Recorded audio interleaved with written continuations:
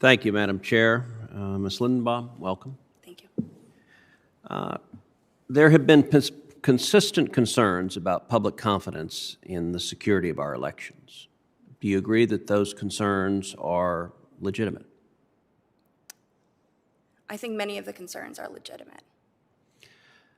Do you think that criticizing an election as stolen or otherwise invalid undermines the public faith in the democratic process? Well, I should say first, Senator, that these matters, the election security matters, are outside the purview of the Federal Election Commission, which is solely focused on campaign finance issues and not the issues of election administration, the machines, or what have you. Okay, with that caveat, let me ask the question again. Do you think that criticizing an election as stolen undermines faith in the democratic process? I think it can. I think it depends on the context involved. Who won the 2018 Georgia governor's race? Brian Kemp. Did his opponent, Stacey Abrams, concede the 2018 gubernatorial election? Yes. When?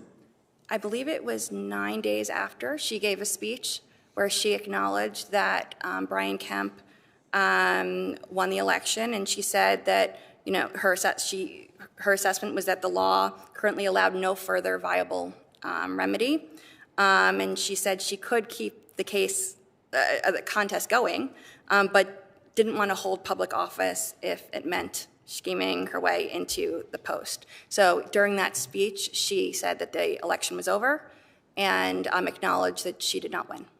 Okay, I guess I'm a little bit puzzled by that answer, because you said she conceded 9 days after the election, but you filed a complaint in federal court on behalf of Stacey Abrams on November 28th, which was 10 days afterwards.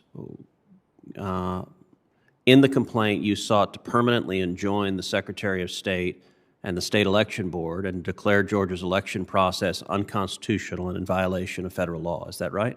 Well, again, Senator, I do need to say that any of these matters fall outside the purview of the Federal Election Commission. I would also say that that's not actually what the case did. It was not on behalf of Stacey Abrams. It was on behalf of Ebenezer Church, which is a historic church in Georgia, a number of AME churches, and Fair Fight Action and Care in Action. Stacey Abrams is not an individual plaintiff in that case. Okay, but you were seeking an election victory for her, and in fact, as part of the complaint, you argued that Georgia's electronic voting machines were, quote, insecure and unreliable. Is that correct?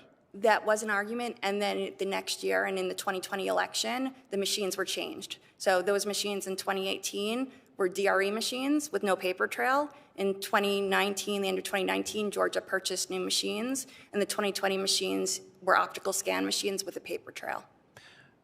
The complaint you filed argued that the machines in 2018 actually switched votes for Abrams to votes for Kemp. Is that correct? The complaint, I believe, had those allegations in it.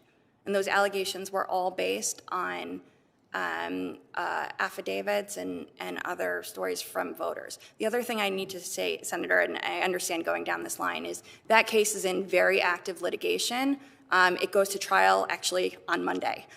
So I am very, very much limited in what I can say about it. Talking about what was or is not in the complaint is one thing, but it would not be appropriate for me to go too far into this case. So, but as an officer of the court, you were willing to put your name on a legal pleading alleging that the machines used in Georgia in 2018 were switching votes illegally from one candidate to another. Is that correct? Yes. The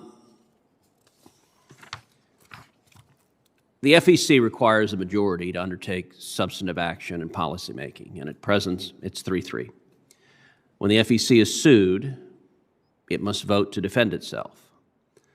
But the Democrats have begun consistently voting against the FEC doing its job, resulting in deadlocked votes, no-shows in court, and default judgments.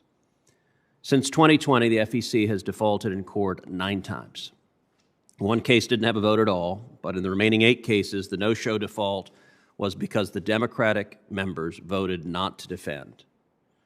The FEC not showing up and defending itself is troubling. Will you vote for the FEC to defend itself in suits? Yes. And you're committing to this committee that you will not participate in a blocking, a party line blocking of the FEC showing up and defending itself in suits? I am committed, and I believe that it is important for an agency to defend itself in court. I think it does a number of things, including establishing a record. I cannot say definitively that there would be no possible way for that to change. I can't foresee one sitting here today, but I don't want to make that promise to you here in the event that there is something that is completely outside the realm that I don't know about, not being in the agency at the moment. Thank you.